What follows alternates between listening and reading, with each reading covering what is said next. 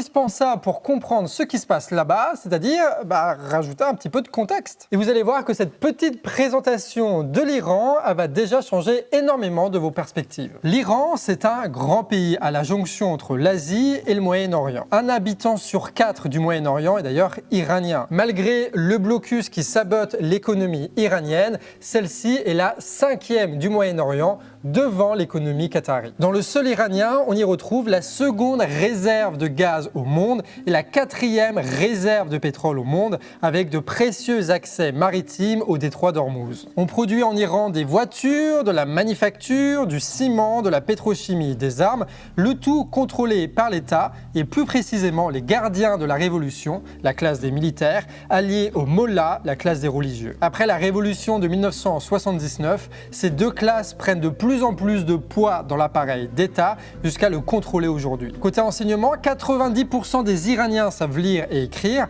4 millions d'entre eux sont en études supérieures et 60% de ces étudiants sont des femmes. Un grand système éducatif et universitaire donc, mais par manque de débouchés et à cause de la corruption du pouvoir, tu as 150 000 jeunes Iraniens éduqués qui fuient le pays. Pour vous dire, c'est même le pays qui a le plus de congés payés au monde. D'ailleurs, les jeunes contestent de plus en plus le pouvoir iranien à cause de sa police des mœurs de plus en plus répressif et un fort taux de chômage qui touche les jeunes. Bref, tout ça pour vous dire que l'Iran est une société construite, organisée, étatisée, avec une forte industrie et un grand système éducatif. Une société plongée dans ses contradictions qui n'est en rien un petit bout de désert qu'on pourrait attaquer, comme le sous-entendent les idéocrates un petit peu partout à la télévision, qui semblent si pressés de faire de l'Iran le nouvel Irak. Bref, derrière ces frappes et ces menaces de guerre, c'est bien la vie de 90 millions d'Iraniens qui sont en jeu. Et pourtant, on a l'impression que tous les idéocrates et tous les dirigeants veulent la peau du régime iranien,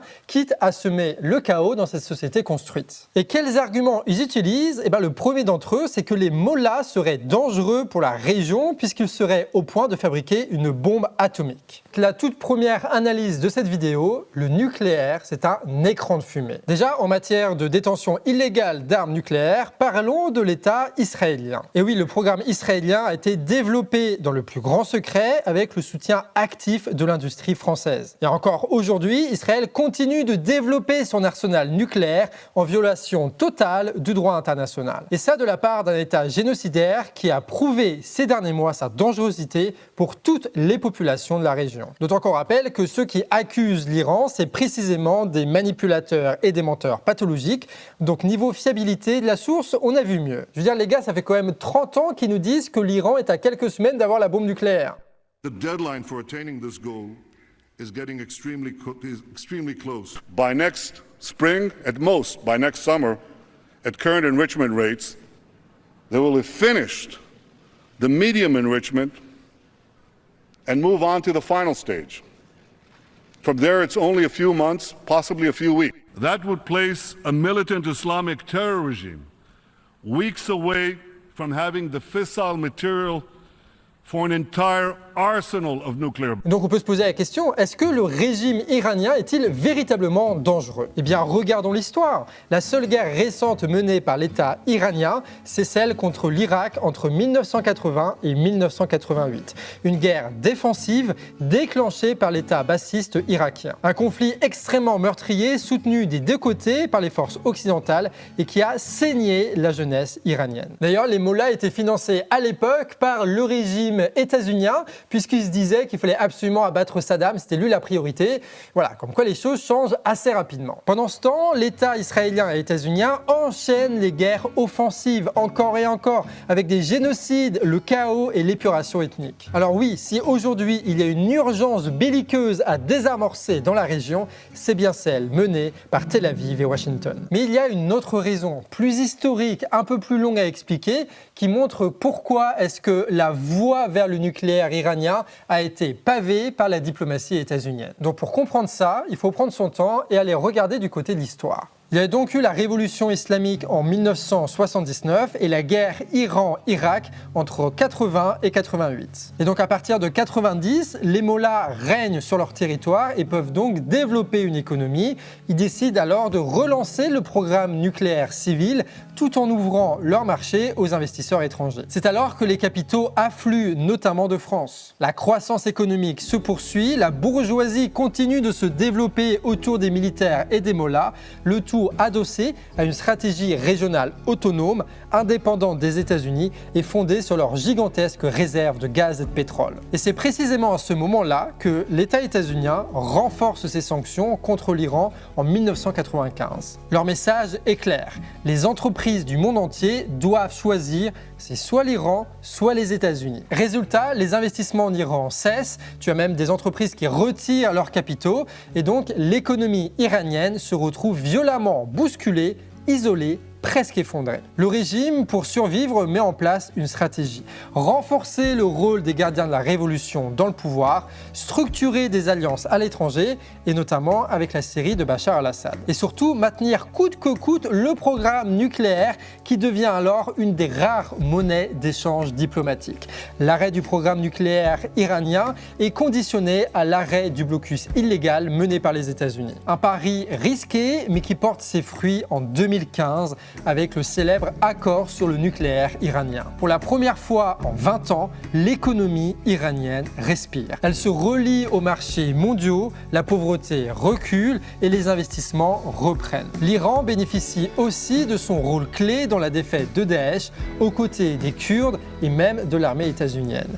À ce moment-là, le risque nucléaire baisse, la diplomatie gagne du terrain, une sortie vers le haut semble possible. Mais tous ces efforts s'effondrent avec la première investiture de Donald Trump début 2017. À peine élu, le milliardaire déchire l'accord sur le nucléaire iranien et il impose un déluge de sanctions et frappe l'économie iranienne de plein fouet. Une nouvelle fois, les entreprises du monde entier quittent le territoire iranien et en premier lieu les multinationales françaises qui payent des milliards de dollars au trésor états-unien. Un racket organisé qui fait qu'en Iran, la crise sociale s'aggrave et la contestation monte, donc le régime réprime et les libertés publiques s'éteignent. Les militaires renforcent leur emprise, la corruption se généralise et faute de débouchés, la bourgeoisie nationale se fragilise. Le poids des sanctions est tel que le régime iranien concentre son économie sur le développement d'un arsenal militaire. Ils renforcent leur soutien à leurs alliés chiites de la région, au Liban, au Yémen, en Syrie, en Irak, qui eux n'ont quasiment aucune usine pour supporter leur armée. Avec le retour des sanctions, tu as donc le nucléaire iranien qui redevient une monnaie d'échange pour essayer d'obtenir la fin de ces sanctions. Un moyen en somme de se libérer peut-être encore une fois de l'étau occidental. Et pendant que l'économie iranienne s'effondre, elle se réoriente naturellement vers la Chine. Et oui, Pékin devient le premier partenaire stratégique de l'Iran. Ils achètent le pétrole iranien en masse en déjouant les sanctions états-uniennes. L'impérialisme chinois impose alors sa stratégie au Moyen-Orient. Son économie a besoin de débouchés, donc elle va signer partout des accords et sceller de nouvelles alliances. Sous l'égide de la Chine, l'Iran signe des réconciliations historiques avec le Qatar, avec les Saouds et retrouve petit à petit une place dans le jeu régional, tout comme la Syrie. En fait, jusqu'au 7 octobre, on voyait se dessiner un nouvel ordre au Moyen-Orient, basé sur des alliances économiques et diplomatiques inédites, un nouvel ordre conditionné par les besoins d'investissement et d'exportation de l'économie chinoise. Les sanctions états-uniennes ont donc largement réorienté l'économie iranienne vers la Chine, c'est-à-dire vers le premier concurrent de la puissance états-unienne. Après le 7 octobre, Israël et les États-Unis imposent leur tempo. L'État israélien relance les frappes sur les alliés iraniens de la région, puis sur l'Iran directement. Le tout avec la bénédiction états-unienne qui cherche à affaiblir un allié de l'impérialisme chinois et mettre la main sur ses précieuses ressources. La solution diplomatique a pendant des années été sur la table et elle aura pu permettre le développement en paix de la région. Il y a bien eu un choix de la guerre et ce choix a été mis en place dès la première investiture de Donald Trump. Comme d'habitude, la propagande médiatique commence l'histoire là où ça l'arrange et se taise face aux causes véritables de la dynamique historique qui explique les choix qu'ont fait les différents États et notamment l'État iranien. En réalité, il rejoue ce qui s'est passé au début du siècle avec l'Irak. Une stratégie qui avait mené à quoi? Au chaos et au terrorisme dans la région. Cela étant dit, posons-nous aussi une autre question, où en est véritablement l'Iran sur son programme nucléaire? De ce qu'on peut savoir, oui, l'État iranien se rapproche d'un seuil critique. Depuis la fin des accords, l'AIEA, c'est-à-dire l'Agence internationale de l'énergie atomique, dépendante de l'ONU, a constaté des avancées claires dans l'enrichissement de l'uranium iranien. En mars 2025, l'Iran possédait près de 275 kg d'uranium enrichi à 60%. Alors c'est beaucoup, et il y a clairement une dynamique qui va dans ce sens, mais c'est encore loin des 90% nécessaires pour fabriquer l'arme atomique. Et surtout, il manque toutes les infrastructures, que ce soit les petites puces jusqu'aux gros lanceurs, qui permettent véritablement de transformer de l'uranium enrichi en un véritable arsenal de guerre nucléaire utilisable au long terme. Là, on parle plus de bricolage que de véritablement quelque chose qui serait dangereux aujourd'hui. En clair, il n'y a aucune preuve aujourd'hui que l'Iran possède l'arme nucléaire ou serait en voie à court terme de la posséder. L'Iran est un pays, le seul pays au monde qui est en train d'enrichir l'uranium à des niveaux presque militaires, c'est-à-dire les degrés d'enrichissement qui est nécessaire pour avoir une bombe nucléaire. Et on n'est pas en capacité de dire qu'il existe donc un effort direct vers la fabrication d'une arme nucléaire. Donc là, on est au courant des interprétations diverses, mais nous, en tant qu'inspecteurs sur place, on ne peut pas affirmer ça. Le reste, c'est dans les domaines des intentions. En fait, ce qu'on voit, c'est surtout une propagande à large échelle, donc ce qu'on voit à la télévision, mais ce que vous voyez aussi peut-être au début des vidéos de Canard Réfractaire et d'Actu Réfractaire, puisque la propagande israélienne s'insémine jusqu'à YouTube. Donc non, l'Iran ne représente pas une menace imminente, bien moins que le régime israélien dans la région. Et si le problème, c'était vraiment le nucléaire, la voie diplomatique aurait dû être privilégiée comme en 2015. Mais s'ils ont choisi la guerre, ce n'est pas pour désarmer, c'est pour briser un régime, affaiblir une puissance régionale et neutraliser un acteur stratégique de l'axe Chine-Moyen-Orient. Bref, les faits sont têtus, il suffit de les regarder en face sans les lunettes de la propagande. Propagande qu'elle soit occidentale ou qu'elle soit iranienne, on s'entend bien. Voilà, l'écran de fumée nucléaire, c'est la première analyse qui permet de comprendre pourquoi est-ce que cette guerre a été déclenchée. Mais attention, en géopolitique, tout est toujours multifactoriel, donc il ne faut pas s'arrêter juste sur un argument, sinon on devient mécaniste et faux. Donc on va s'attaquer là à la seconde analyse de la vidéo. Ces attaques sont la suite logique d'une longue série de déstabilisations. La longue histoire d'un plan de guerre sans invasion.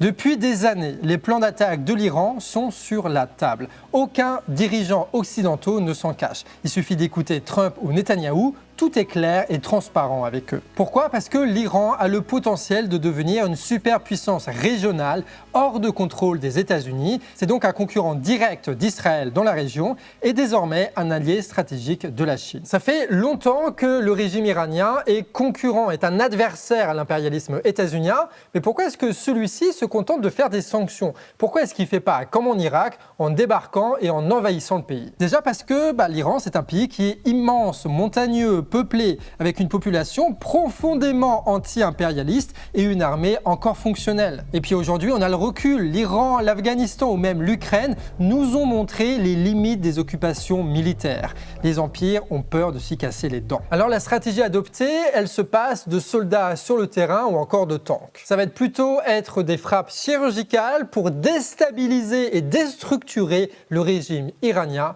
pour le désosser. Comment? En premier lieu déjà en détruisant les alliés de l'Iran pour que le jour où Israël frappe l'Iran, personne ne puisse riposter à côté et ouvrir de nouveaux fronts. Prenons le Hezbollah libanais. La guerre éclair menée il y a quelques semaines par l'armée israélienne a été fatale. En quelques semaines, l'organisation chiite alliée de l'Iran a été décapitée. Les chefs ciblés, les cadres assassinés, même Nasrallah qui jurait le déluge de feu sur Israël a été assassiné assassiné dans son bunker. Souviens-toi de l'épisode des beepers piégés par le service israélien qui ont explosé tous en même temps dans les poches des cadres du parti. On parle ici d'une infiltration massive des services secrets israéliens d'un niveau tel de pénétration qu'aucun mouvement n'échappe à Tel Aviv. Le Hezbollah, qui partage la frontière nord avec Israël, a donc été décapité et du coup, l'État israélien peut bombarder l'Iran sans qu'il y ait un nouveau front qui s'ouvre au nord. Même logique en Syrie. Après des années de guerre civile, le dernier coup d'État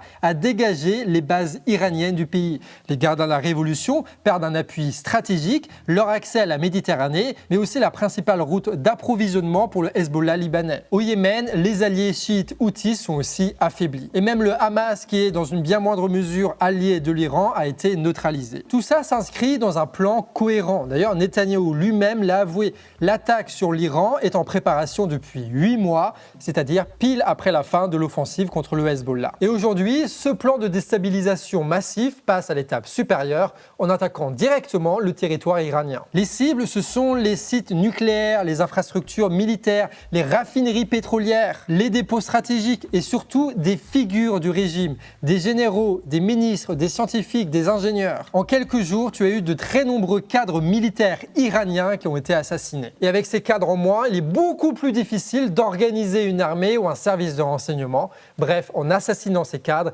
ils affaiblissent considérablement le régime iranien. Et c'est pas nouveau, souviens-toi, en 2020, les États-Unis assassinent sur le tarmac de Bagdad un certain Qassem Soleimani. Ce fut une perte immense pour le pouvoir iranien. C'était le cerveau de l'arc de la résistance, comme il l'appelle, celui qui tenait ensemble les différentes factions du régime iranien.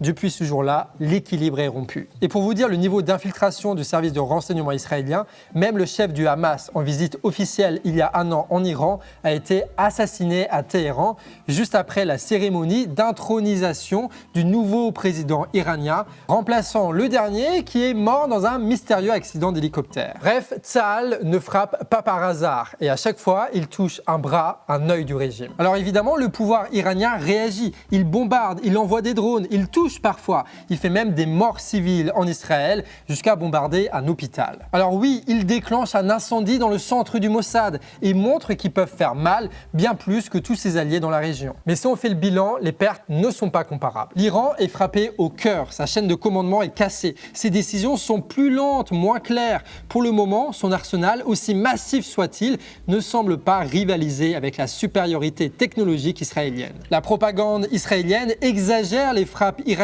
pour justifier sa guerre et la propagande iranienne exagère leurs frappes aussi pour ne pas révéler leurs faiblesses. Mais les faits sont là. C'est l'armée israélienne et états-unienne qui domine le ciel, comme dirait Trump. D'ailleurs, on voit des images d'Iraniens qui fuient Téhéran en masse. Des images qu'on ne voit pas en Israël. Et ça peut témoigner d'une réalité du rapport de force très déséquilibré entre les deux puissances. Et puis ça dévoile aussi la propagande israélienne s'il le fallait encore, puisque si l'Iran est capable de fabriquer une bombe atomique et de vitrifier Tel Aviv comme ils le disent, pourquoi est-ce qu'ils n'évacuent pas la ville? Bref, cette longue histoire de déstabilisation, elle a été menée au service et par les intérêts israéliens et états-uniens qui veulent se débarrasser d'un concurrent de la région pour prendre la main sur le Moyen-Orient. Ok, mais bombarder l'Iran de cette façon, c'est pas du tout quelque chose de neutre. C'est quand même très fort, ça demande énormément d'organisation, énormément d'argent, et ça pourrait pousser une certaine partie de la communauté internationale à encore se détacher de l'État israélien.